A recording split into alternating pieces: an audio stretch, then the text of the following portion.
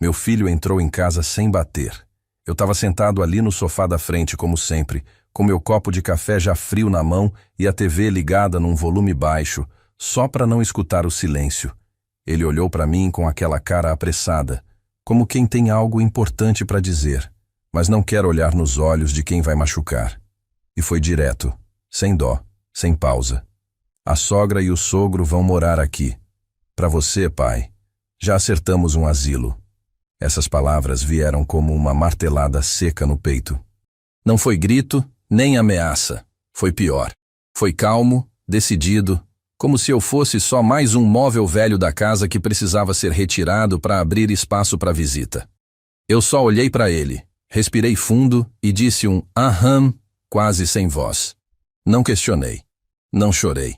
Fiquei ali, sentado. Mas na minha cabeça, uma lembrança se acendeu. E uma decisão que ele jamais imaginava começou a crescer dentro de mim. Se você já passou por alguma situação parecida, de ser tratado como um incômodo, mesmo depois de tudo que já fez, fica aqui comigo até o fim dessa história. E se em algum momento ela tocar o seu coração, comenta aí o que mais te doeu ouvir. E de onde você está ouvindo. Eu gosto de conhecer quem está do outro lado. Aproveita e segue o canal. Todo dia tem uma história que pode ser parecida com a sua, ou com a de alguém que você conhece. Me chamo Ernesto. Nasci em uma cidadezinha de interior chamada Barra Mansa, no Rio de Janeiro, mas ainda pequeno, minha mãe me trouxe para São Paulo depois que meu pai sumiu no mundo. Cresci sem muito luxo, comendo arroz com ovo e vendendo picolé na praça para ajudar em casa. Nunca estudei muito, mas sempre fui bom com as mãos. Me tornei torneiro mecânico ainda jovem, e por mais de 40 anos trabalhei numa pequena metalúrgica ali na Zona Leste. A vida nunca foi fácil, mas eu sempre fui trabalhador. Casei com a mulher mais doce que conheci, a Ana, que Deus já levou tem uns anos. Juntos criamos nosso único filho, Danilo. Dei tudo o que pude para ele. Não falo de dinheiro, porque nunca tivemos muito. Mas dei tempo, dei carinho, dei meu silêncio quando ele gritou comigo e dei minha bênção, mesmo quando ele me desrespeitou. Nunca quis atrapalhar a vida dele. Quando a Ana se foi, ele me disse que eu podia continuar ali na casa com ele e a esposa. Afinal, era a casa que eu mesmo construí com as próprias mãos, tijolo por tijolo, terreno que comprei em 1985 com o fundo de garantia da metalúrgica. Mas ao longo dos anos, fui percebendo que meu lugar ali era cada vez menor. Eu não era bem-vindo. Eu só estava tolerado. E mesmo assim, me calei.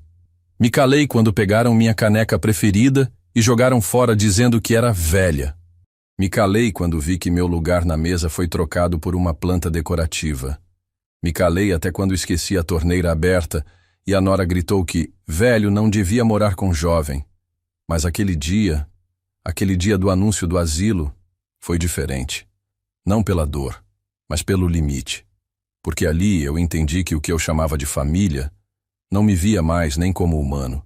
Era mais fácil tirar o Ernesto de casa do que arrumar um quarto de hóspedes para a sogra. E foi aí que, pela primeira vez em muito tempo, eu parei de sentir pena de mim mesmo. Fiquei sentado ali mais uns minutos depois que ele subiu para o quarto, já organizando a chegada dos pais da esposa. Mas por dentro, comecei a planejar. Não vingança, não ódio, mas justiça e dignidade. Eu não gritei, não fiz escândalo. Esperei ele sair de casa no dia seguinte para trabalhar. Preparei minhas coisas com calma. Só as minhas. Não levei nada que não fosse meu, nem a cadeira de balanço que era da Ana. Só levei o que a vida me ensinou a carregar. Documentos, lembranças e a chave. A chave que ninguém mais tinha. Do portão do fundo. Tranquei tudo. Tirei a campainha. Levei os papéis do terreno comigo. E deixei a casa vazia. Vazia de mim, vazia do homem que a construiu, vazia da história que eles ignoraram. Quando ele voltou, com a sogra, o sogro, as malas e a arrogância de quem achava que tinha vencido, o portão não abriu, a maçaneta não girou, e o silêncio que ele tanto desejava de mim virou resposta. Escuta até o fim dessa história, porque ela não é só minha. É de todo mundo que já foi tratado como peso quando na verdade sempre foi alicerce. Se isso mexer contigo, comenta aí o que mais te tocou e me diz de onde você está ouvindo. Eu gosto de saber quem está do outro lado. E se essa história te lembrar de alguém que precisa ouvir isso, compartilha com essa pessoa. E segue o canal. Todo dia tem uma história nova, que talvez você também precise ouvir. A primeira mensagem chegou às 18h43. Era só uma frase curta. Pai, o que aconteceu? Eu olhei para o celular, mas não respondi. O silêncio que ele me deu por anos, agora, era minha resposta. Uma hora depois veio outra. A gente precisa conversar. A terceira mensagem já veio com tom de raiva. Não acredito que o senhor fez isso. Mas acredita sim, porque no fundo, ele sempre soube do que eu era capaz. Ele só fingia que eu era fraco, passivo, um velho sem coragem. E se tem uma coisa que aprendi nesses anos todos, é que quem constrói em silêncio também pode ir embora em silêncio e deixar um vazio que pesa mais do que qualquer grito. Naquela noite, dormi num quartinho simples, alugado por um senhor amigo de infância que eu não via há tempos. Era no fundo de uma casa antiga, com cheiro de madeira molhada e som de grilos. Mas ali, naquela simplicidade, eu dormia em paz, pela primeira vez em anos. No dia seguinte, quando abri o portão e vi o sol batendo no cimento rachado do quintal, me lembrei da Ana. Ela sempre dizia, você ainda vai ver quem realmente te merece. E talvez aquele momento fosse o começo disso. Eu não fugi da minha história. Só parei de me ajoelhar diante de quem nunca quis me levantar. Comi um pão dormido com café morno e fui caminhar até o mercadinho do bairro. No caminho, passei por uma senhora que me olhou e disse, seu Ernesto, achei que o senhor tivesse morrido. Eu sorri e disse, quase. E seguimos a vida, cada um com seu fardo. Mas não pense que tudo foi leve. A verdade é que, por mais forte que a gente tente parecer, tem horas em que a solidão grita. E naquela mesma tarde, sentado numa cadeira de plástico branca, no fundo daquele quintal emprestado, eu chorei. Não de raiva, mas de luto. Porque a pior morte não é a do corpo. É quando o olhar de quem você criou já não te reconhece como parte da vida. Meu filho me apagou como se apaga uma luz. Só esqueceu que eu ainda sabia onde ficava o interruptor. Depois de 2 dias, ele foi até a delegacia. Tentou dizer que eu tinha abandonado a casa. Mas quando mostraram os documentos no meu nome, o tom dele mudou. Voltou para a mensagem. Vamos conversar. A gente exagerou. Podemos resolver isso. Eu li. E deixei sem resposta. Porque a ferida ainda estava aberta. E não se costura coração com desculpa de última hora. E o que mais me doía era lembrar dos detalhes. O jeito como ele anunciou, como se tivesse me fazendo um favor. O modo como disse, já acertamos o asilo. Como quem diz que já chamou o caminhão de lixo. A naturalidade da esposa dele, sorrindo enquanto organizava os novos moradores da minha casa. O sorriso da nora. Aquilo doía mais que qualquer golpe. Foi então que resolvi fazer algo que não fazia há muito tempo. Fui até o bairro onde comecei a vida. Peguei 2 ônibus, caminhei devagar por calçadas que já nem reconhecia, até chegar na casa onde minha mãe me criou. Lá hoje tem um depósito, mas a calçada ainda tem o mesmo buraco perto da árvore. Sentei num banco e fechei os olhos. E ali, num flash silencioso, revi tudo. A infância dura, as noites sem luz, o medo de falhar. E principalmente o quanto eu lutei para que meu filho não passasse pelo que eu passei. Dei tudo, não para ele me agradecer, mas porque era o certo. Só que o certo nem sempre volta. Voltei para casa no fim do dia e encontrei uma carta deixada no portão. Era dele, curta, direta. Se quiser voltar, a casa é sua, a gente se vira com os sogros. E foi aí que eu entendi. Ele não queria me pedir desculpas. Queria só que eu facilitasse a vida dele mais uma vez, como sempre fiz. Só que agora, eu era outro homem. E não, eu não sentia raiva, sentia clareza. Pela primeira vez, via meu filho não como o menino que eu criei, mas como o homem que escolheu apagar a própria raiz. Naquela noite, Liguei o rádio velho que eu tinha levado comigo e deixei tocar uma música antiga da minha juventude. Fechei os olhos e sussurrei: "Obrigado, Ana, por ter me ensinado a nunca aceitar menos do que a gente merece." No fundo daquele quintal simples, longe da casa que eu construí com as mãos e que eles tentaram tomar com desprezo, eu começava, aos poucos, a reconstruir outra coisa, meu próprio valor. E foi nessa noite que aconteceu algo que eu não esperava. Naquela noite, quando desliguei o rádio e me deitei na cama de madeira dura, ouvi um barulho lá fora. Achei que fosse o vento, talvez algum gato no telhado ou a vizinha arrastando cadeira. Mas não. Era o som de passos, passos leves, indecisos. A porta do quintal rangeu devagar. Levantei devagar, calcei o chinelo e fui até a fresta. E ali, parado do lado de fora, no escuro, estava ele, Danilo. Sozinho, com o rosto meio escondido pelo capuz de moletom, os olhos baixos e uma expressão que eu não via fazia anos, não de raiva nem de arrogância, mas de alguém que finalmente se deu conta do que fez. Não abri. Fiquei olhando por alguns segundos, tentando entender o que ele queria. Ele levantou os olhos, me viu na sombra e disse apenas: "Pai, posso falar com você?" Não respondi de imediato, mas também não virei as costas. Saí, fechei a porta atrás de mim e fiquei encostado no batente. Ele respirou fundo como quem ensaia um pedido de desculpas, mas não sabe como montar a frase. E então soltou: "Você tem razão. Eu fui covarde. A gente foi egoísta. Mas eu tô aqui porque não paro de lembrar das coisas que o senhor fez por mim." E aí do nada ele começou a contar coisas que nem eu lembrava mais. Que quando ele era pequeno, eu levava ele no colo até a escola mesmo com dor na coluna. Que quando ele foi reprovado na faculdade, eu fiquei do lado dele sem dizer uma palavra. Que no dia em que ele bateu o carro da empresa, fui eu quem vendi meu relógio antigo para pagar o conserto. Ele foi falando meio tremendo, e eu ali parado, ouvindo.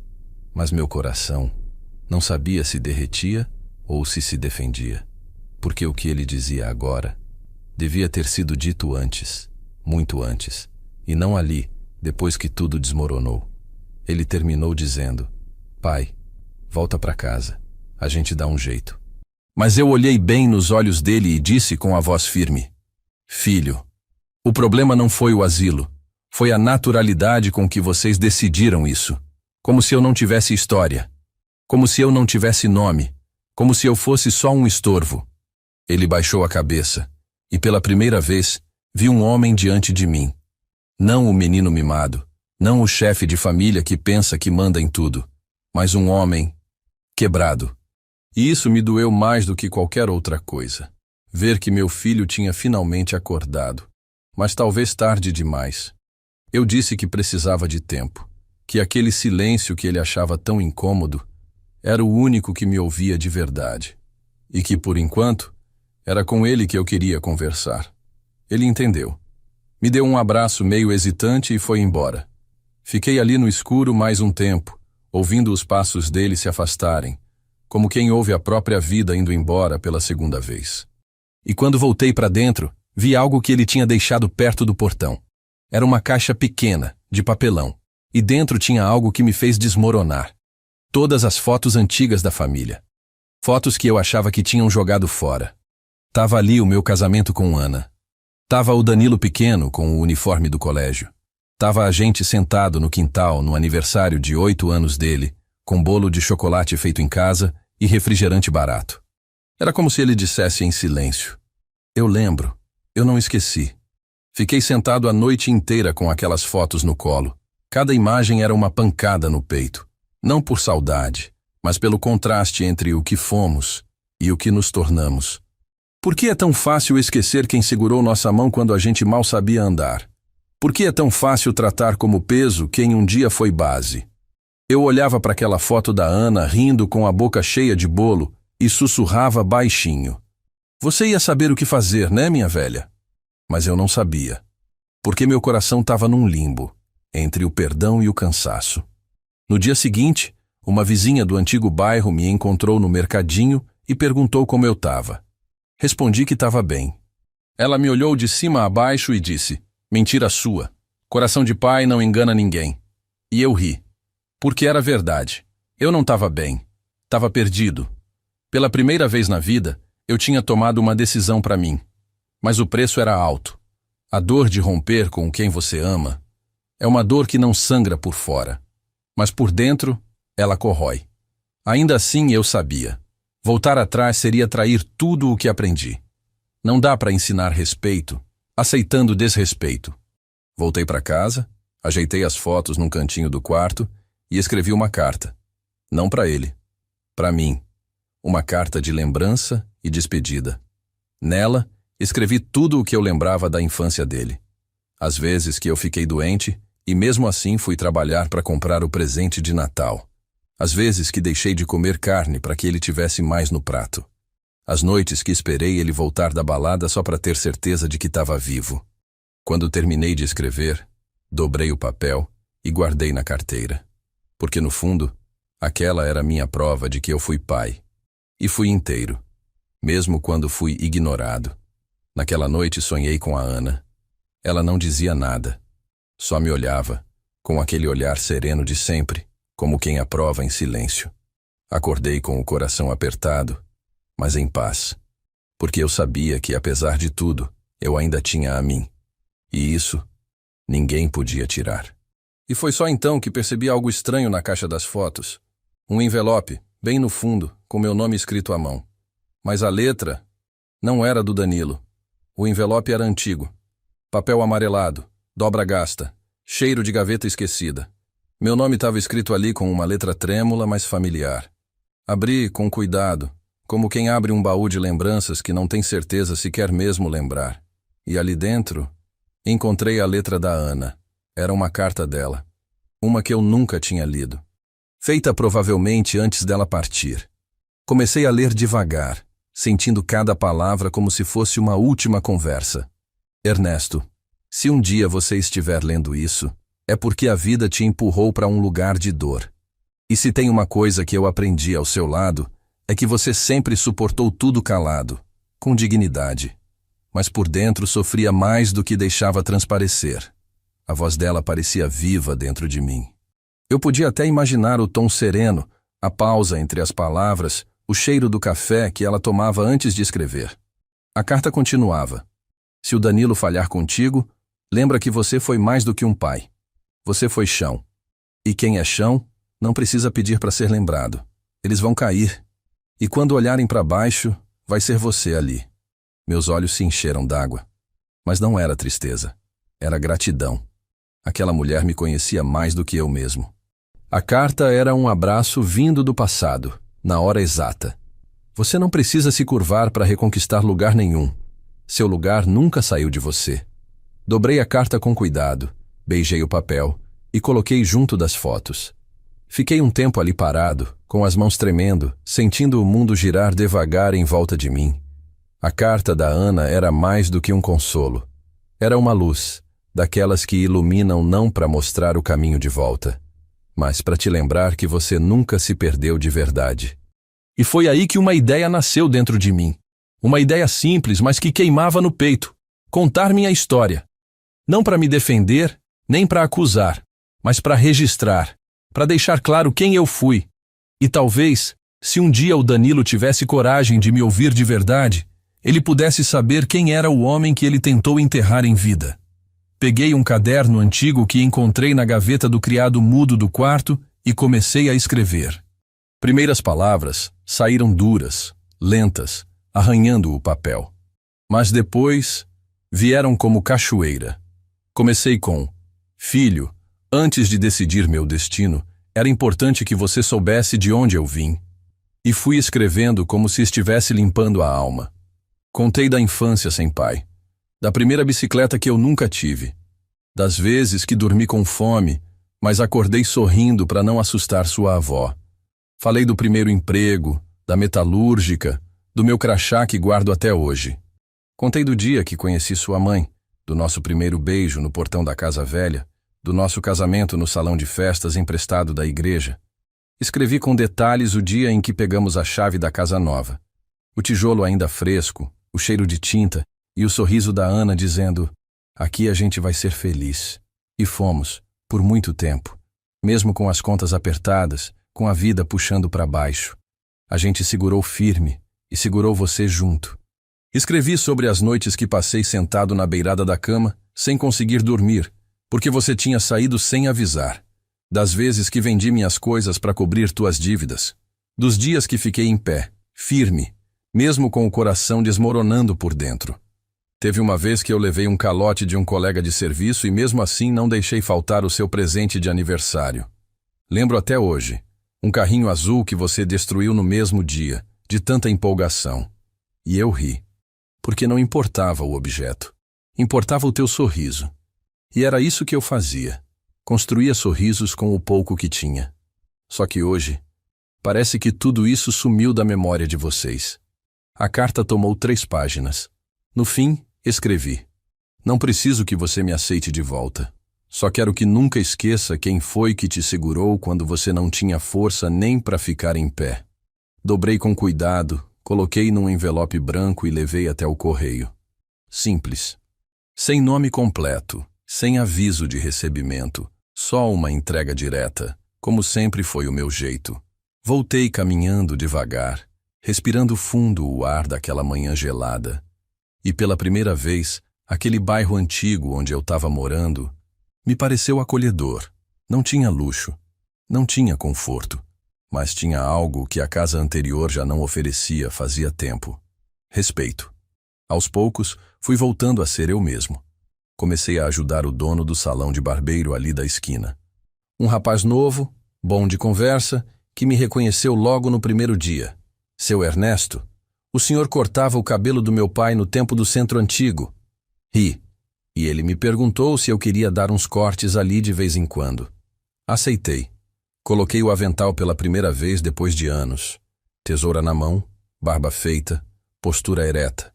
E a cada cliente que sentava na cadeira, eu ouvia histórias. Histórias de casamento, de doença, de sonho, de decepção. E percebi que todo mundo tem uma ferida escondida. E talvez a minha fosse menos única do que eu pensava. Mas mesmo assim, toda tarde, quando o salão esvaziava e a luz do sol batia de lado na cadeira vazia do fundo, eu sentia um nó na garganta, um buraco estranho, uma saudade que não sei se era da casa, da Ana, ou do que eu queria que o Danilo tivesse sido. Até que um dia, no meio de um corte, o celular vibrou no bolso do jaleco. Era uma mensagem dele. Pai, li sua carta. Chorei lendo. Tem como a gente se ver? Só nós dois. Prometo que não vou pedir nada. Só ouvir. Guardei o celular de volta no bolso. Não respondi. Não porque eu não quisesse, mas porque aquela decisão agora precisava vir do silêncio. Eu precisava sentir se meu coração estava pronto para olhar nos olhos dele de novo sem se romper. Porque tem dor que não dá para ser curada só com palavras. Precisa de tempo, de verdade, de mudança. E naquele momento, eu ainda estava me reconstruindo. Fui para casa, preparei um café fresco e sentei na cadeira do fundo do quintal. Peguei a carta da Ana de novo. Reli cada linha. E ali, percebi uma coisa que talvez seja a maior verdade da vida. Às vezes, o amor não morre. Ele só se recolhe. E espera. Espera que o outro acorde, que o tempo cure, que a memória volte. E quando volta, é diferente. Não tem mais a urgência da reconciliação cega. Tem a dignidade de quem se ama também. E foi naquela tarde, sentado sozinho, que escutei a campainha tocar. 3 toques curtos, silenciosos, mas pesados. Levantei devagar com a carta da Ana ainda nas mãos. E quando abri o portão, não era o Danilo. Era alguém que eu não via há mais de 20 anos. Era o Mauro. Amigo de infância, irmão de vida, desses que a gente não vê por 20, 30 anos, mas o coração reconhece na hora. A barba branca escondia o tempo, mas os olhos dele ainda tinham aquela mesma coragem dos nossos tempos de menino. A gente cresceu junto em Barra Mansa, correndo descalço por ruas de barro, vendendo limão com sal na beira da linha do trem, dividindo pão com banha e dividindo também as primeiras dores da vida. Foi ele que ficou do meu lado quando minha mãe morreu. Foi ele que me empurrou para frente quando eu quis largar tudo para trás. E foi com ele que eu aprendi que a amizade de verdade não precisa de presença, só de raiz. Quando abri o portão e dei de cara com aquele homem ali parado, segurando um envelope, o tempo inteiro se curvou. Meu peito apertou. Ernesto, demorei, mas vim. Te procurei por muitos anos, depois parei. Esses dias te vi num grupo velho da vila, postaram tua foto num churrasco. Não pensei 2 vezes. Peguei o ônibus e vim. E eu só consegui responder. Entrou por onde saiu, meu irmão. E dentro de casa, o cheiro do café já velho foi ficando menor do que o cheiro de memória. Mauro sentou na cadeira que era da Ana, olhou o canto das fotos, leu meus olhos calados e perguntou: quer me contar ou prefere que eu só fique aqui contigo em silêncio? E aí eu desabei. Mas não chorei. Porque tem dor que não sai pelos olhos, ela sai pela garganta, pelo tom da voz. Contei tudo.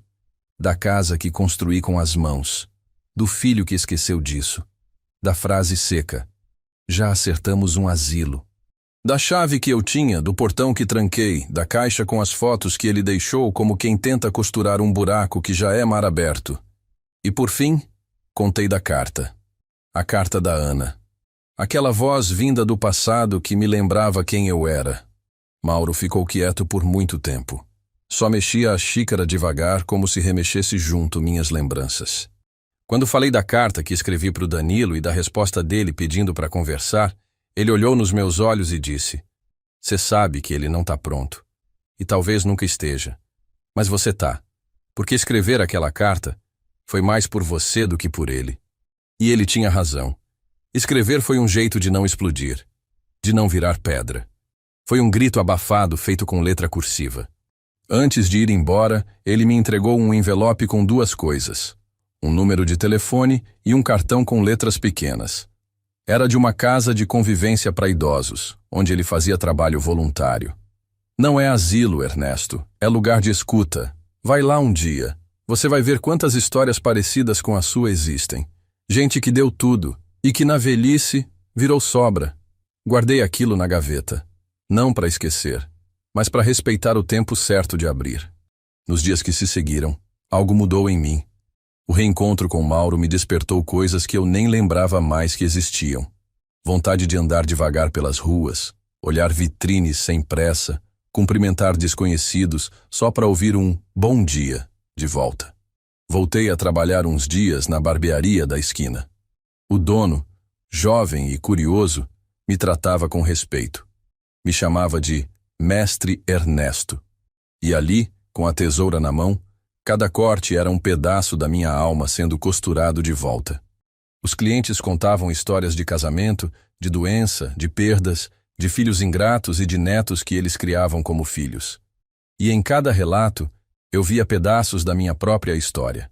Foi ali que percebi: a gente não sofre sozinho. A dor pode ser silenciosa, mas ecoa em muita gente. Toda tarde, quando o movimento diminuía, eu sentava perto da janela e olhava o céu. E me perguntava: será que ele leu mesmo? Será que chorou? Ou foi só mais uma tentativa de limpar a própria consciência? Até que um dia, quase 2 semanas depois, o celular vibrou. Era uma mensagem curta: "Pai, li sua carta. Chorei. Tem como a gente se ver? Só nós 2. Prometo que não vou pedir nada. Só ouvir." Li e deixei o celular de lado. Meu coração bateu forte, mas não de emoção. Foi de dúvida. Porque tem pedido que vem depois da queda, e tem abraço que vem depois da ausência. Mas nem sempre é sincero. E naquele momento, eu não sabia se meu filho queria me ouvir, ou se queria só apagar a culpa. No dia seguinte, fui até a tal casa de convivência. Cheguei devagar, meio sem jeito. Uma senhora com olhos doces me atendeu. "O senhor é amigo do Mauro?" Assenti com a cabeça. Ela me guiou até um quintal simples, cheio de cadeiras plásticas e gente de olhar cansado. Ali sentei entre desconhecidos e ouvi histórias. Um homem chamado Augusto contou que criou 4 filhos sozinho e hoje nenhum atende o telefone. Uma mulher chamada Dona Lúcia disse que o neto a deixou no portão da casa e sumiu. Um senhor chamado Benedito, com lágrimas contidas, Contou que fez um testamento e o filho só foi visitá-lo depois disso. E ali, ouvindo tudo aquilo, eu entendi. O abandono não escolhe cor, idade ou endereço. E que ser pai não garante ser lembrado. No final da tarde, sentei com a coordenadora do local. Ela me disse: Ernesto, quer começar a vir toda semana? Aqui tem muita gente que só precisa ser ouvida. Eu aceitei. Voltei para casa com a cabeça cheia.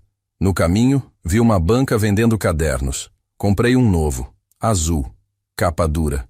Decidi que ali eu ia escrever tudo o que lembrava da Ana. Das nossas viagens curtas, dos bolos que ela fazia, das palavras que ela me dizia antes de dormir. Ia escrever para deixar algo. Não para o Danilo, mas para mim mesmo. Porque a memória, quando se cala, leva a gente junto. Quando cheguei em casa, o céu já estava roxo. Sentei, tomei um café morno e li a mensagem do Danilo de novo. Pela primeira vez, sem raiva, sem pressa. E escrevi: Filho, vou pensar. Mas antes, preciso saber. Você quer me ouvir ou só quer calar a sua culpa? Enviei. Não esperei resposta. Não porque não me importasse, mas porque agora a urgência não era dele. Era minha. E ali, naquela noite, percebi uma coisa que doeu mais do que tudo. Talvez pela primeira vez eu estivesse pronto para perdoar, mas não para voltar, porque voltar é fácil. Difícil é reconstruir o que o outro destruiu com descaso. E foi nessa mesma noite, pouco depois das 10, que ouvi um barulho do lado de fora. Passos, toques leves no portão. Olhei pela fresta da cortina e lá estava ele, Danilo. Mas ele não estava sozinho. Ao lado dele estava meu neto. O menino que eu criei no colo e que por anos me chamou de vô-herói. Mas ele também havia parado de me chamar assim. Até aquela noite. Ele estava ali, parado, com o neto ao lado, segurando uma mochila pequena nas costas e uma sacola de supermercado na outra mão. O Danilo parecia mais baixo, não de altura, mas de peso mesmo, como se o mundo tivesse finalmente pousado em cima dos ombros dele. E o neto, o menino que cresceu ouvindo minhas histórias sentado no meu colo, o mesmo que eu levava todo sábado para a feira e deixava escolher uma fruta diferente só para ver ele fazer careta, estava ali também, meio sem jeito, mas com os olhos grudados em mim, como se procurasse ali o avô que ele tinha perdido sem nem entender por quê. Não abri o portão de imediato. Fiquei olhando. E foi o garoto quem deu o primeiro passo. Vô, foi você mesmo que cortou aquele cabelo do meu pai quando ele era criança? A pergunta veio com um sorriso pequeno, uma lembrança viva e uma pontinha de esperança. Abri o portão devagar. O Danilo não disse nada.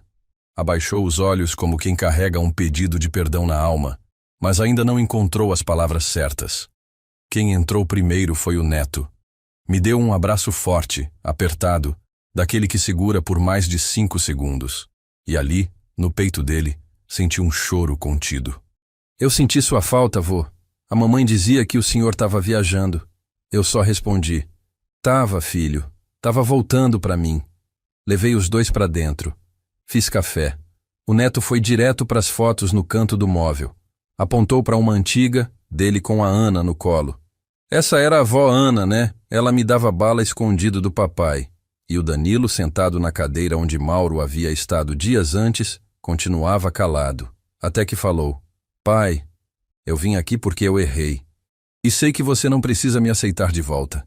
Mas eu precisava que meu filho soubesse quem foi você.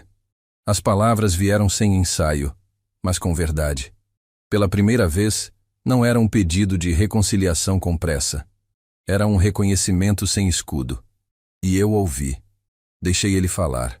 Contou que desde o dia do portão trancado, não dormia direito. Que a sogra e o sogro nem ficaram muito tempo na casa. Que a esposa tinha dito que ele passou do limite. E que depois da carta que recebeu, ficou 2 dias no carro, lendo e relendo. Pai, eu não sei por que eu fui tão frio. Talvez eu tenha me tornado aquilo que mais prometi que não seria. Um homem que esquece de onde veio. E aí os olhos dele se encheram. Eu não respondi de imediato. Peguei a carta da Ana, entreguei nas mãos dele e disse: Lê isso em voz alta. Aqui, agora. Ele começou hesitante. A voz falhava, mas cada palavra que ele lia era como um espelho. A carta dizia tudo o que ele precisava ouvir, mas não da minha boca, da mulher que ele respeitava tanto. Quando terminou, abaixou o papel e ficou em silêncio. E eu falei: "Você sabe o que é mais difícil de admitir? Que eu ainda te amo, mesmo depois de tudo. Mas o amor não apaga a dor. Ele só dá sentido para ela." O neto, que ouvia tudo em silêncio, levantou e falou: "Então agora pode ser tudo como antes, né, vô?" E eu olhei nos olhos dele e disse: "Pode ser diferente, filho. Melhor que antes." Naquela noite, os dois dormiram ali, um no sofá, outro no colchão improvisado. E quando acordei, antes mesmo do sol sair, vi Danilo na cozinha, lavando a louça do café da manhã que eu nem tinha feito ainda. Ele olhou para mim, sorriu e disse: "Hoje é meu turno, pai." E ali, pela primeira vez, eu não me senti um intruso na minha própria casa. Mas eu sabia que reconciliação não é botão, é processo. E que ainda havia muito o que ser dito, sentido e curado. Só que naquela manhã, pela primeira vez em muitos anos, eu preparei 2 pães com manteiga, passei o café, coloquei 3 xícaras na mesa e me sentei com a sensação de que, talvez, fosse possível recomeçar, mesmo que a dor ainda estivesse ali. Porque no fundo, tem coisa que nunca sai. A gente só aprende a caminhar com ela. E foi ali, entre uma mordida e outra, que o neto me perguntou: "Vô, você ainda sabe cortar cabelo?" E eu ri. "Acha que eu desaprendi?" Ele apontou para a cabeça do pai e disse: "Então corta o dele, mas tem que ser igual da foto, viu?" E todos rimos. Foi a primeira vez que o riso voltou àquela casa sem ser forçado. Mas no fundo, eu sabia. Ainda havia uma conversa que eu precisava ter. E ela não era com o Danilo. Era comigo mesmo. Fui até o espelho do quarto. Aquele espelho antigo, com a moldura lascada de madeira escura, que ainda trazia um pedaço da Ana, porque foi ela quem o escolheu no nosso primeiro bazar juntos. Me olhei por longos minutos. Vi as rugas fundas, o cabelo cada vez mais ralo, os olhos cheios de histórias, mas cansados. Me encarei como quem se procura e, enfim, se encontra. E ali, naquele reflexo, eu falei comigo em voz alta, pela primeira vez em muito tempo: "Você aguentou mais do que devia, mas não perdeu a dignidade. Você não gritou, não implorou, não se arrastou. E sabe por quê? Porque você sabia quem era." Foi uma conversa curta, mas necessária. Era como assinar embaixo da própria vida. Um selo de paz com a minha história. Depois, fui até a estante e peguei o caderno azul, aquele que comprei depois da visita à casa de convivência. Abri na primeira página, onde estava escrito só uma frase: "Tudo que não foi dito ainda vive aqui." E comecei a escrever. Mas dessa vez, não escrevi para o Danilo, nem para Ana, nem para ninguém. Escrevi para mim. Anotei os dias que me senti menos, as vezes em que calei quando deveria ter falado, os momentos em que abaixei a cabeça para não quebrar a casa. Mas também anotei as vitórias silenciosas, o portão trancado no dia certo, a carta entregue na hora exata, o reencontro que não pedi, mas que chegou. E à medida que eu escrevia, percebi que aquilo não era só um diário. Era uma espécie de testamento emocional. Não de bens, mas de valores. Lá pelas 4 da tarde, o Danilo apareceu na porta do quarto. Olhou o caderno em cima da mesa e perguntou: "É sobre mim?" E eu disse: "É sobre mim, mas você está aqui dentro também." Ele se sentou na beirada da cama, cabeça baixa, e pela primeira vez perguntou sobre a Ana, sobre como ela me fazia rir, o que ela gostava de comer, qual música ela mais cantava quando lavava a louça. Fiquei surpreso.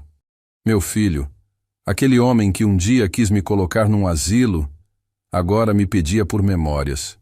Não desculpas, mas lembranças. E isso, para mim, foi o verdadeiro começo. Passamos horas ali. Contei da primeira vez que vi Ana de trança, do vestido azul de bolinha que ela usava no Natal, do dia em que dançamos sozinhos na cozinha ao som de um rádio chiado. Danilo ouvia tudo com olhos de menino. Talvez fosse isso que ele tivesse perdido no caminho. A memória. E talvez fosse esse o meu papel agora. devolvê-la pedaço por pedaço. No dia seguinte, acordei mais cedo do que de costume. O neto ainda dormia no colchão da sala, e Danilo, já vestido, tomava café de pé na cozinha. Me olhou e disse: Pai, a casa está vazia desde que você saiu. Não de móveis, mas de presença. Eu sentei, respirei fundo e disse: Filho, não adianta me querer de volta se você não mudou o que me expulsou. E ele ficou calado, mas não de orgulho, de quem entendeu. E respondeu: Eu sei, e tô tentando. Me deixa tentar. E deixei, mas do meu jeito, sem pressa, sem a ingenuidade de antes, sem esquecer o que vivi. Porque o perdão, quando é verdadeiro, não é apagar, é lembrar sem sangrar. E naquela manhã, quando eles foram embora, só para buscar umas roupas e voltar depois, fiquei sozinho, mas diferente. Pela primeira vez, a solidão não doía. Era só uma pausa entre dois capítulos. Peguei o rádio, sintonizei numa estação antiga e deixei tocar aquela música da Ana, a que ela sempre cantarolava baixinho nos dias nublados. Sentei na cadeira do quintal, com o sol quente nas costas e um café fresco na mão. E fechei os olhos. Talvez a vida não tivesse terminado como eu esperava. Mas agora, ela fazia sentido. E isso para mim já era vitória. Na semana seguinte as coisas começaram a mudar. Não lá fora, mas dentro de mim. Eu ainda acordava cedo, como fiz a vida inteira, antes mesmo do sol mostrar a cara no céu. Mas havia uma leveza estranha entre os ombros. O silêncio da casa já não me lembrava mais abandono. Era só silêncio mesmo, e por incrível que pareça, isso era bom. Era como se eu tivesse feito as pazes com o eco das paredes. Antes, aquele som vazio era um soco no peito. Agora, era um espaço onde eu podia ouvir minha própria voz de novo.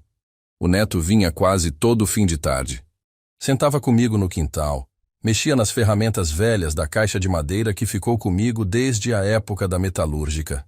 Às vezes ele pedia: Vô, corta só aqui do lado, igual o senhor fazia quando eu era pequeno. E eu cortava. Mas fazia devagar, aproveitando cada fio de cabelo, cada sorriso, cada silêncio que não pesava mais. Era como recuperar um pedaço de quem eu fui. Já o Danilo, ele aparecia com mais frequência, mas com menos pressa. E vinha diferente. Não mais com a arrogância de quem entra no cômodo achando que domina o mundo, mas com o cuidado de quem sabe que está pisando num solo que já pisoteou demais. Ele chegava com pão fresco enrolado no guardanapo, às vezes com uma marmita quente feita pela esposa, aquela que um dia me olhou torto como se eu fosse um estorvo, e perguntava se eu precisava de algo. Ele varria a calçada, trocava o saco do lixo, consertou a torneira da pia que há meses pingava. E não dizia nada demais. Nenhum discurso, nenhum pedido dramático. E isso, para mim, dizia muito mais do que qualquer desculpa ensaiada. Teve uma tarde em especial, que eu nunca vou esquecer. Ele apareceu com o neto e me chamou para dar uma volta. Eu hesitei. Ele disse: Pai, queria que o senhor fosse lá em casa. Tem uma coisa que eu queria que visse. O coração bateu diferente, porque aquela casa ainda doía. Era a casa que eu construí com as mãos, no suor, no cansaço, na fé. A casa que foi meu lar, meu projeto, meu alicerce. E também o lugar de onde tentaram me arrancar como se eu fosse uma peça velha da mobília. Mas fui pelo neto, fui por mim também. Porque às vezes, revisitar a dor é o único jeito de ela parar de gritar dentro da gente. Chegando lá, percebi de cara que algo tinha mudado.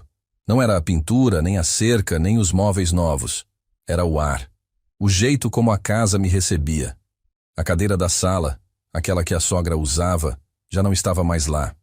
No lugar dela, um banquinho com uma almofada antiga que era minha. A mesma que eu achava que tinham jogado fora. As fotos que estavam guardadas naquela caixa que ele deixou comigo, agora estavam em porta-retratos limpos, no centro da estante, ao lado da Bíblia que a Ana costumava abrir todo domingo. O cheiro era outro. E no fundo da casa, onde antes eles planejavam fazer o quarto dos sogros, agora havia uma parede pintada com uma arte simples, feita a giz, com letras de criança. Estava escrito: Aqui mora o vô Ernesto. Foi o neto quem apontou. Eu que escrevi, vô. A professora ajudou. Meu olho encheu na hora. O Danilo me olhou e disse: a casa tá no seu nome de novo. Eu fui no cartório. Passei tudo de volta. Fiquei parado, sem saber o que dizer. Porque aquilo não era só sobre a escritura. Não era papel. Era consciência. Era um gesto sem palavras. Uma tentativa de devolver não o que era meu, mas o que ele destruiu em mim. Me sentei na varanda, no mesmo banco onde lia jornal de manhã e tomava café com a Ana. Olhei o céu. A respiração vinha calma. E pela primeira vez, o mundo parecia em ordem. Não perfeita, mas respirável. O Danilo puxou conversa, mas eu pedi para ele só ficar quieto. Só fica aqui um pouco, filho, como era antes. E ele ficou. Não tocamos no passado. Não reviramos mágoas. Só ficamos ali, em silêncio. E naquele silêncio, a reconciliação já acontecia. Não com aplauso. Não com um abraço de novela, mas com a presença. E isso, às vezes, é tudo o que a gente precisa. Depois de 1 hora, me levantei. Disse que precisava ir. Ele perguntou se eu queria dormir lá. Eu disse que ainda não, que ainda era cedo para isso. E ele entendeu. Não insistiu. Não forçou. Me abraçou. Curto, mas firme. E o neto correu atrás de mim no portão e falou: vô, me espera que eu vou com o senhor. Ri. Agora não, meu filho. Mas logo você vai poder ir e vir quando quiser. Voltei para minha casa com passos lentos, mas com o peito mais leve. Preparei um café novo. Abri o caderno azul, aquele onde eu escrevia minha memória, e escrevi: hoje eu voltei, e a casa me reconheceu. Dormi cedo naquela noite. Não de cansaço, mas de paz. E no outro dia, quando abri a janela, vi algo que me fez engasgar de emoção. Um bilhete preso na grade com um pregador de roupa azul. Papel amassado, caneta azul, letra de criança.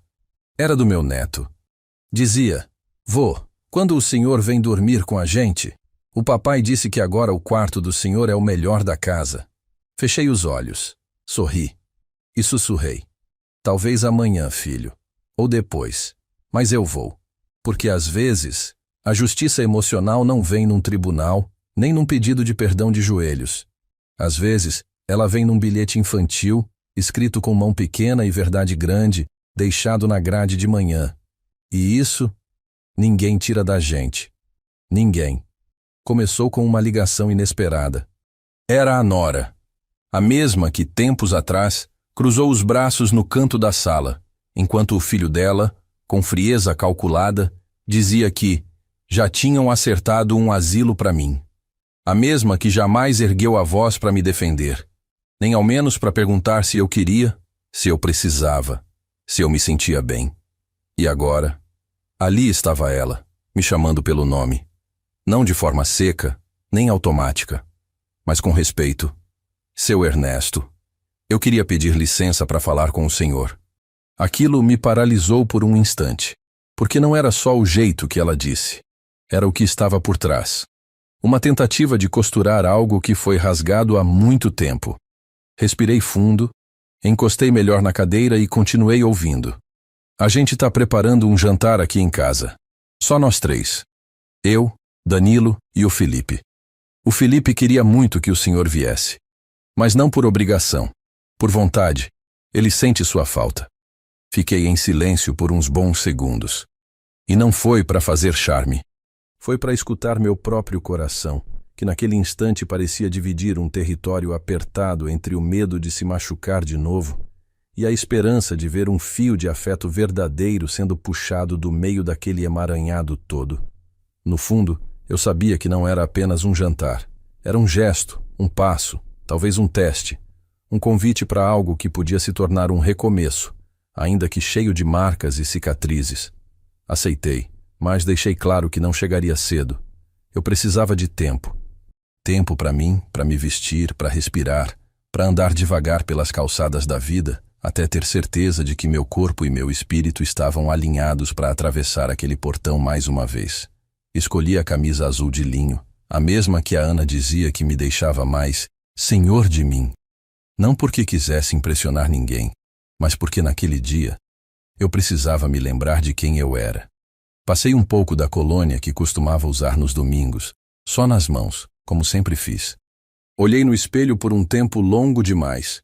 Tinha ali um velho de olhar firme, rugas bem plantadas, ombros que não carregavam mais humilhação, só memória.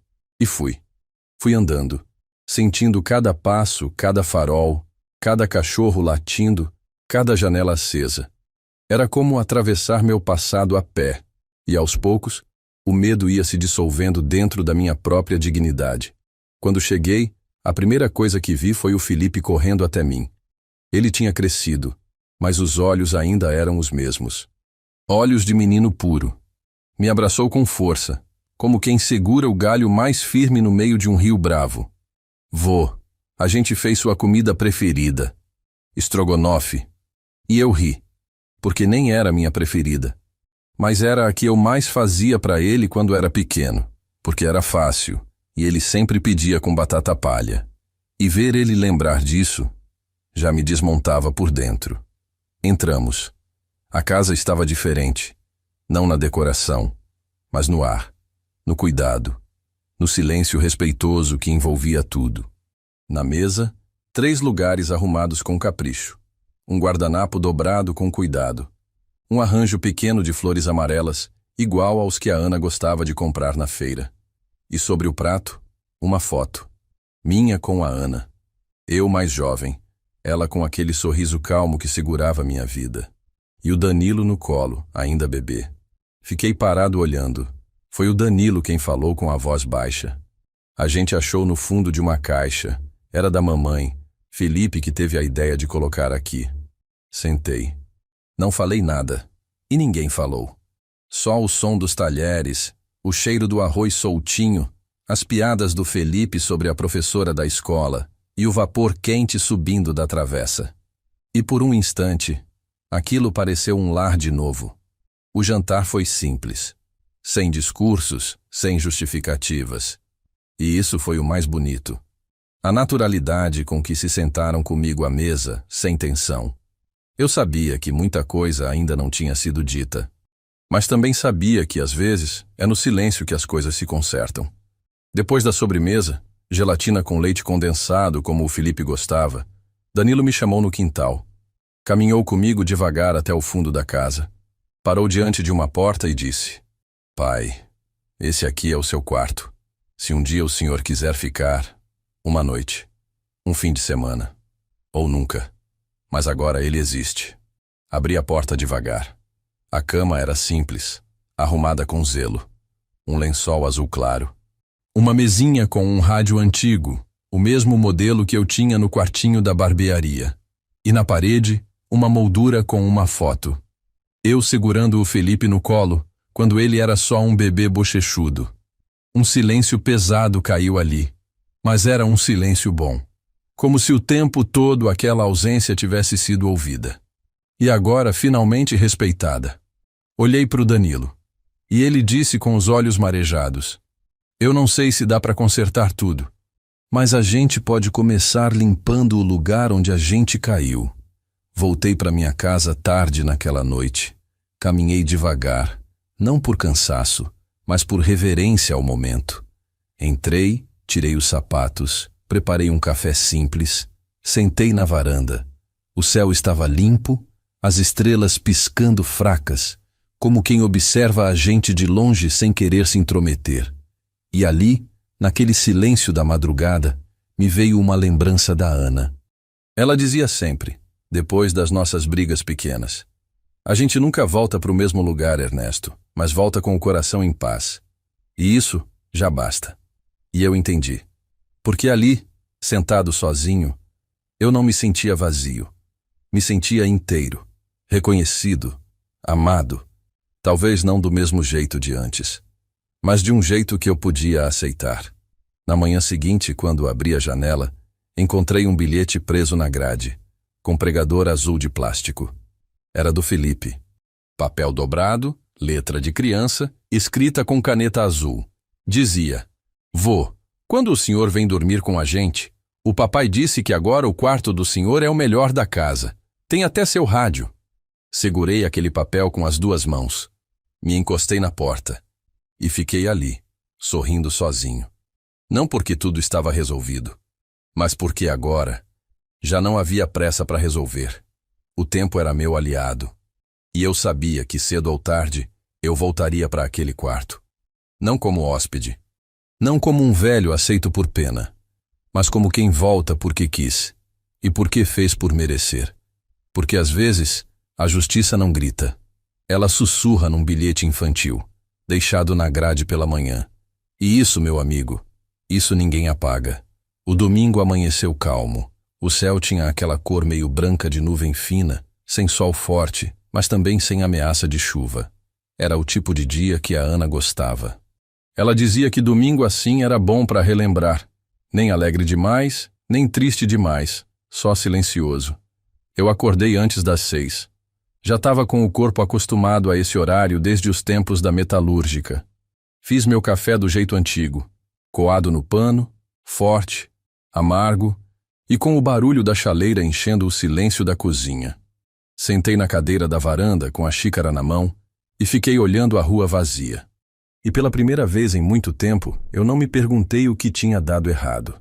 Só respirei. O silêncio não pesava mais. Era companhia. Pouco antes das 7, o celular vibrou. Era uma mensagem curta. Pai, estamos indo te buscar para almoçar. Hoje é feijoada. Sorri. Não pelo convite em si, mas porque era a primeira vez que eles tomavam a iniciativa sem que eu precisasse dar sinal verde. Respondi com um simples: estarei pronto. Fui me arrumar devagar. Passei a navalha no rosto, ajeitei o cabelo, troquei a camisa por uma mais clara, aquela de algodão que ganhei do Mauro. Ao colocar o relógio no pulso, vi que ele tinha parado. Mas deixei assim. Era só um acessório agora. O tempo ali já era outro. E pontualidade emocional não tem ponteiro. Às 10h30, a buzina soou lá fora. Felipe desceu correndo, me abraçou apertado e disse: hoje o senhor vai ensinar a fazer farofa, né, vô? Ri. Entrei no carro. A nora me cumprimentou com um sorriso sincero, não forçado. Danilo, no volante, perguntou se estava tudo bem com o joelho. Disse que sim. Mas a verdade é que naquele momento, tudo estava mais leve. Até as dores do corpo. Ao chegar na casa, percebi que algo tinha mudado de novo. O portão que antes rangia, agora abria suave. E no varal, penduradas, estavam 3 toalhas. Uma de criança, uma masculina e uma que foi minha. Eles tinham trazido de volta até isso. A mesa estava posta com esmero. Pratos fundos, copos de vidro, cheiro de alho dourando na manteiga. A feijoada borbulhava na panela de barro. Felipe já estava na cozinha, com um avental 2 números maior, dizendo que era o ajudante oficial do vô Ernesto. Enquanto eles mexiam na panela, sentei na sala e reparei num detalhe. O velho quadro com a moldura dourada que a Ana escolheu décadas atrás, aquele que eu achava que tinham descartado, estava de volta, pendurado na parede. Danilo percebeu que eu olhava e disse: ficou guardado. Eu só não tinha coragem de pendurar. Mas agora, acho que é a hora certa. Almoçamos em paz. Rimos. Contamos histórias antigas. Felipe pediu que eu ensinasse a fazer o corte de cabelo que eu usava nos anos 70. E depois do almoço, sentamos todos no quintal, debaixo da mangueira.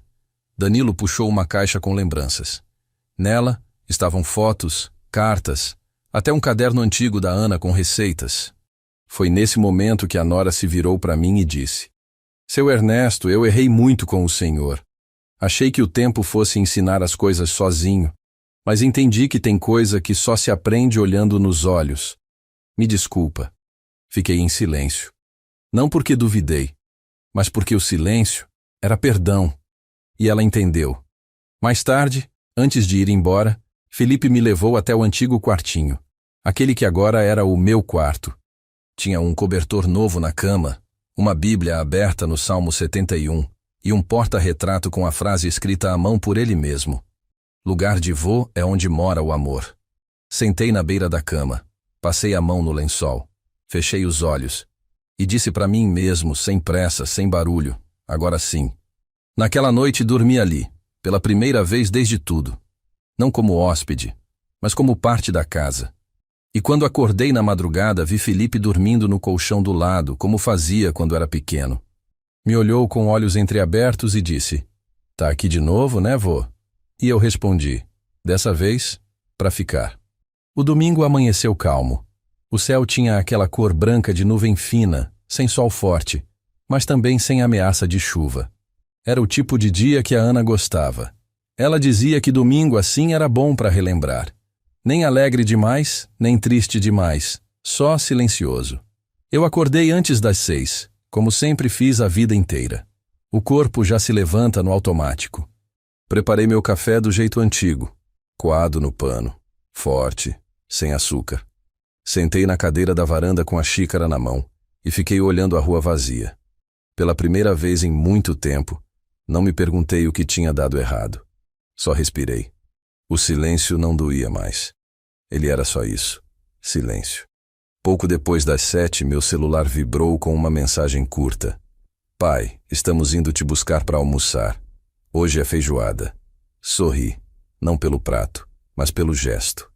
Pela iniciativa que agora vinha deles, sem que eu precisasse dar nenhum sinal. Respondi com um simples: "Estarei pronto." Me arrumei com calma. Vesti uma camisa clara, ajeitei o cabelo, passei um pouco da colônia só nas mãos. Quando fui colocar o relógio no pulso, percebi que ele tinha parado. Deixei assim, porque naquele domingo o tempo corria de outro jeito. Às 10h30, a buzina soou do lado de fora. Felipe desceu correndo, me abraçou como se quisesse me carregar no peito. "Vô, hoje tem farofa com banana do jeito que o senhor fazia." E eu ri. Entrei no carro. A nora me cumprimentou com um sorriso sereno. Danilo perguntou se eu estava me sentindo bem. Respondi que sim, e era verdade. Até as dores do joelho estavam mais leves naquele dia. Chegando na casa, vi no varal 3 toalhas penduradas. Uma de criança, uma masculina e a minha. A mesma que um dia eu deixei para trás e achei que tinham jogado fora. Eles tinham trazido de volta até o que não sabiam que era importante. A mesa estava posta com zelo, os talheres alinhados, o feijão borbulhando na panela de barro. Felipe, com um avental 2 números maior, dizia que era o ajudante do vô Ernesto. Enquanto eles terminavam o preparo, me sentei na sala e reparei num quadro que reconheci na hora. O mesmo que a Ana escolheu num bazar antigo, moldura dourada, imagem simples de uma família sentada na sombra de uma árvore. Estava de volta na parede. Danilo me viu olhando e disse: "Ficou guardado, eu só não tinha coragem de pendurar. Mas agora, acho que é hora." O almoço foi leve. De verdade. Sem tensão disfarçada. Sem clima forçado. Só riso, comida boa e lembrança. Depois, sentamos no quintal, debaixo da mangueira. O Danilo trouxe uma caixa com coisas antigas. Fotos, cartas, até um caderno com as receitas da Ana. A nora olhou para mim emocionada e falou com a voz baixa: "Seu Ernesto, eu errei muito com o senhor. Achei que o tempo ensinasse tudo sozinho. Mas entendi que tem coisas que só se aprende olhando nos olhos. Me perdoa." Eu não respondi com palavras, só a olhei, com firmeza e calma. E ela entendeu. Às vezes o silêncio é o perdão. Mais tarde, Felipe me puxou pela mão e me levou até o antigo quartinho. Agora era o meu quarto. Tinha um cobertor novo dobrado sobre a cama, uma Bíblia aberta no Salmo 71 e um porta-retrato com a frase escrita por ele mesmo, à mão, com caneta azul: "Lugar de vô é onde mora o amor." Sentei na beira da cama, passei a mão no lençol, fechei os olhos e disse baixinho, como quem assina embaixo da própria história: "Agora sim." Naquela noite, dormi ali, pela primeira vez desde tudo, não como hóspede, não como tolerado, mas como parte da casa. E quando acordei no meio da madrugada, vi Felipe dormindo no colchão do lado, como fazia quando era pequeno. Ele me olhou entreaberto e murmurou: "Tá aqui de novo, né, vô?" E eu respondi com a mão na cabeça dele: "Dessa vez, pra ficar." Acordei cedo. O céu já começava a clarear. Me levantei sem fazer barulho. A Bíblia continuava aberta na mesinha. Peguei o caderno azul que levei comigo, aquele onde escrevi tudo desde o começo. Sentei perto da janela e escrevi com a mão firme, Letra grande, espaçada, como se cada palavra fosse uma oração. Hoje eu não fui visitado. Hoje eu fui lembrado. Fechei o caderno, guardei no fundo da mochila, e antes de sair do quarto, fiquei uns minutos olhando em volta. Não era mais um lugar de dor. Era um lugar de memória restaurada, de afeto remendado, de amor aprendido na marra. Desci devagar e encontrei Danilo na cozinha.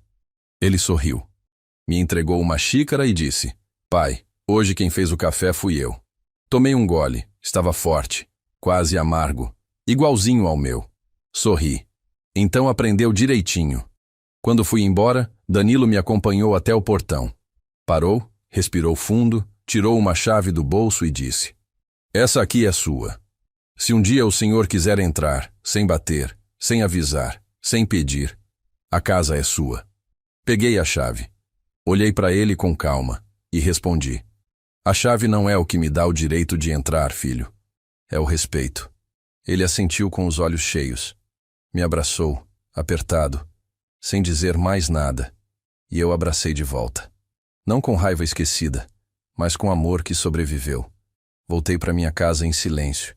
Sentei na velha cadeira de balanço. Peguei o rádio. Sintonizei naquela estação antiga. Tocava uma música lenta, dessas que a Ana gostava. E deixei tocar, sem pressa. O sol entrava pela janela devagar, e eu só observava. E se alguém me perguntar, um dia, como é que termina uma história de abandono, eu vou dizer: ela termina com a porta aberta, com café quente, com criança rindo e com um avô sendo finalmente chamado pelo nome. Se essa história tocou o seu coração, comenta aí o que mais mexeu contigo e me diz de onde você está ouvindo. Eu gosto de saber com quem estou conversando, e se isso te lembrou alguém, compartilha com essa pessoa. Porque às vezes uma história assim é tudo o que alguém precisava ouvir para lembrar. Que ainda dá tempo. Aproveita e segue o canal também. Todo dia tem uma história nova que, quem sabe, pode ser parecida com a sua.